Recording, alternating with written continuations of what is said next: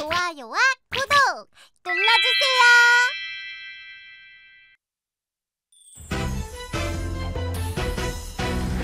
조선의 모든 것 조선왕조실록 500년 조선을 만든 27명의 왕 우리 함께 열어볼까 시간의 문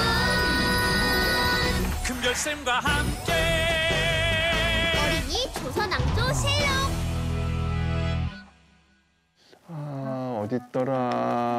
어딨더라? 뭘 찾으세요? 작은 별! 오늘부터 어린이 친구들과 함께 조선왕조실록을 열어보기로 했잖아요. 아, 맞다. 근데 조선왕조실록이 뭐예요? 조선시대에 왕조, 왕에게 일어난 실록, 일기. 우리도 일기에 그날의 날씨나 그날 있었던 일들 기록하잖아요. 조선왕조실록은 조선시대에 일어난 일을 일기처럼 기록한 거라고 할 수 있죠. 그럼 조선왕들의 일기를 훔쳐보는 거예요? 조선왕조실록을 왕들이 직접 쓴 건 아닙니다. 역사의 기록을 담당한 사람을 사관이라고 하는데 조선왕조실록은 조선에서 일어난 일들을 사관이 기록한 일종의 역사서라고 할 수 있습니다. 왕뿐 아니고요. 일반 백성들의 이야기까지 적혀 있습니다. 아하. 자, 그럼 우리 조선의 첫 번째 왕을 만나러 가볼까요? 새나라 조선을 열다 태조.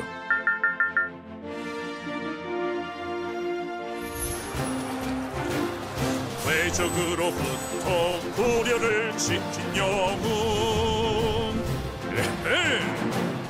바로 내가 새나라 조선을 만들었지. 왜 장군이 왕이 됐대?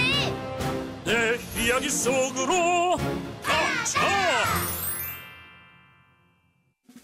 영웅의 탄생, 황산대첩. 1380년 9월 고려 말 가장 극적인 사건이 일어납니다. 지리산 부근의 황산. 이날 왜구와의 전쟁을 통쾌하게 마무리하는 최후의 전쟁이 벌어졌죠. 당시 고려 땅을 침입한 왜구의 수가 고려군의 10배였다고 그래요. 이때 왜구의 우두머리를 향해 거침없이 달리는 용맹한 장군이 있었습니다. 화살은 적장의 수고를 관통합니다. 황산대첩으로 기록된 이날의 전투, 이 전투를 승리로 이끈 용맹한 장군이 바로 오늘의 주인공 태조 이성계입니다. 당시 고려는 매우 혼란했거든요. 홍건적, 왜구, 숱한 왜적들이 고려를 침략하는 상황이었죠. 백성들의 삶을 힘들게 한 건요, 왜적만이 아니었죠. 고려 내부에도요, 백성을 괴롭히는 나쁜 사람들이 있었습니다. 권문세족이라는 고려 귀족들이었죠. 그들은요, 불법으로 백성들의 막 땅을 빼앗고요, 가난한 백성들을 노비로 삼아가지고 자신의 땅에서 이 농사를 짓게 했습니다. 나라가 안팎으로 혼란스럽던 이 고려 말 황산대첩의 승리는 살기 팍팍하던 고려 백성들에게 한 줄기 희망의 빛이 되었죠. 이성계는 고려의 왕, 우왕에게도 인정받으면서 고려의 영웅이 됩니다. 영웅에서 역적으로 위화도 회건. 저 사람은 고려의 우왕이잖아요. 고려를 위해 싸우던 최고의 장수가 왕을 끌어내리는 엄청난 일이 발생합니다. 대체 왜 이렇게 된 거예요? 사건은 요동 땅에서 시작됩니다. 1368년에 중국 대륙에 명이라는 새로운 나라가 생겼거든요. 세계를 막 호령했던 원나라를 멸망시키고요. 중국 땅을 차지한 명나라는 고려 땅까지 탐내기 시작합니다. 철령 북쪽 땅은 원래 우리 것. 냉큼 내놓아라. 고려에서 막강한 권력을 가지고 있던 최영 장군은요, 명나라와의 전쟁을 주장하고 나서죠. 무슨 소리? 철령 북쪽 땅은 홍민왕 때 우리 고려가 되찾은 영토다. 반면 이성계는 전쟁을 반대했어요. 작은 나라가 큰 나라를 공격하는 건 안 될 일입니다. 여름은 농사일로 바쁜 시기. 군사를 모아선 안 됩니다. 대부분의 군사가 요동에 가 있는 틈에 왜적이 쳐들어오면 누가 막습니까? 지금은 장마철. 활이 높고 전염병이 돌 위험이 있습니다. 이성계의 반대에도 우왕과 최영은요, 이성계에게 명나라의 요동 땅을 공격하라! 라는 명령을 내립니다. 순순히 따르시오. 우왕은 전국의 백성들을 모아서 5만여 명 규모의 군대를 만들었고요. 이성계는 결국 군사들을 끌고 요동 땅을 향해 떠나갑니다. 요동으로 가는 길, 이성계의 우려대로 많은 비가 내리기 시작합니다. 땅은 진흙탕으로 변했고 피에 젖은 갑옷은 쇳덩이처럼 무거워졌지요. 병사들은 전쟁을 시작하기도 전에 서서히 지쳐갑니다. 고생 끝에 압록강 부근의 작은 섬 위화도에 도착한 고려군. 하지만 많은 비로 인해 강물은 잔뜩 불어나 있었고요. 그래서 강을 건널 수조차 없었죠. 게다가 더운 날씨 탓에 병사들 사이엔 전염병이 돌기 시작합니다. 최악의 상황 앞에서 이성계는 결국 왕에게 전쟁을 멈춰달라 요청합니다. 지금은 때가 안 좋습니다. 요동 정벌을 가을로 미루심이 안 돼. 안 돼. 내 한마디만 한다. 우린 개경으로 간다.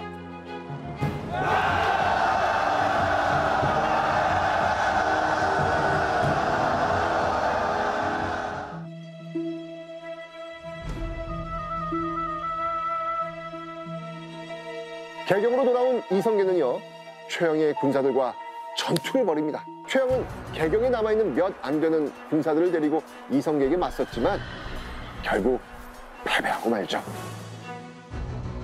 이성계가 위화도에서 군사들을 데리고 돌아온 이 사건을 위화도 회군이라고 합니다.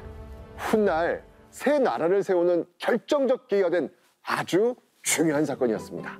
별표 5개 꽉! 500년 고려의 최후 선주교 살인 사건. 1392년 고려의 충신 정몽주가 죽임을 당합니다. 또 무슨 일이에요? 위화도 해군으로 고려 최고의 권력자가 된 이성계. 모든 게 끝난 줄 알았지만 그에게도 마지막 고민이 있었어요. 고민이요? 정몽주의 마음을 얻는 거였죠. 정몽주는요, 고려 말 존경받는 정치인이자 신진사대부로 불리는 새로운 세력의 중심이었거든요. 위화도 해군 이후에 신진사대부는 썩을 대로 썩은 고려를 바꿔야 한다고 목소리를 높이지요. 새 나라, 새 세상을 만들자. 그런데 이 안에서도요, 서로 생각이 엇갈립니다. 고려 왕실은 그대로, 그 안에서 새롭게 바꿔나가자. 고려는 뿌리부터 썩었다. 새로운 나라를 세우자. 고려 최고의 충신이었던 정몽주는 새 나라의 건국을 사사건건 반대합니다. 이성계 세력은 그를 끊임없이 설득했지만 정몽주는 꼿꼿한 대나무처럼 꼼짝을 않죠. 그런 그에게 돌아온 것은 결국 피해 포복이었습니다. 이성계의 아들 이방원은 부활을 시켜 정몽주를 죽이고 맙니다. 최후의 충신이 목숨을 잃자 고려는 더 이상 버틸 힘이 없었죠. 결국 공양왕은 이성계에게 왕위를 물려줍니다. 그렇게 고려는 건국 475년 만에 역사에서 사라지게 됩니다. 새로운 나라 조선. 1392년 이성계가 마침내 왕의 자리에 오릅니다. 조선이라는 새 나라의 역사가 시작된 겁니다. 조선은 고려의 도읍이었던 개경을 떠나 새로운 도읍지를 정하는데요. 그게 바로 한양, 지금의 서울입니다. 조선을 세운 건 이성계였지만 나라의 틀을 만든 건 정도전이었습니다. 정도전의 지휘 아래 새로운 대궐 경복궁을 시작으로 한양이라는 도시가 완성되어 갑니다. 정도전은 고려의 이념이었던 불교를 버리고 성리학을 조선의 기본 이념으로 정합니다. 점차 국가의 틀이 잡혀가던 조선. 하지만 또 다른 폭풍이 다가오고 있었습니다. 나는 왕이 되고 싶다. 왕자의 난. 장군도 이제 남은 수기병들을 데리고 나와 항복하시오. 이미 형세는 기울었소. 이성계의 아들 이방원이 아버지를 꺾고 자신이 왕이 되겠다고 반기를 드는 사건이 발생합니다. 이름하여 왕자의 난. 이방원은 정몽주를 죽였던 것처럼 가차없이 궁을 향해 진군합니다. 이성계가 있는 궁을 점령하고 그가 가장 신임하던 청조전을 죽이죠. 자신의 동생인 이방성마저 죽이고 맙니다. 왜 동생까지 죽인 거예요? 갈등의 시작은 왕자의 난이 일어나기 6년 전. 태조 이성계는 왕이 된 지 1년 만에 자신을 이어 왕이 될 세자를 정합니다. 이성계에겐 첫째 부인 신의왕후와의 사이에서 낳은 6명의 아들과 둘째 부인 신덕왕후 사이에서 낳은 2명의 아들이 있었습니다. 그런데 놀랍게도 이성계는 가장 어린 11살 막내 이방석을 왕세자로 책봉합니다. 첫째 부인 사이에서 태어난 아들들은요, 아버지의 선택에 크게 분노하죠. 그 중에서도 이방원이 가장 크게 분노합니다. 청몽주를 제거하는 등 조선을 세운 데 가장 큰 공을 세운 아들이 바로 이방원이었거든요. 이방석의 세자 책봉 후 마음속으로 칼을 갈던 이방원. 결국 마음속 칼을 꺼내듭니다. 번번이 자신에게 반기를 들던 정도전이 세자 책봉의 배후에 있었음을 알게 되자 더 이상은 두고볼 수가 없었죠. 그렇게 이방원에 의해 왕자의 난이 일어나게 된 겁니다. 하루아침에 이성계는 아들에게 권력을 빼앗기게 됩니다. 불쌍해요.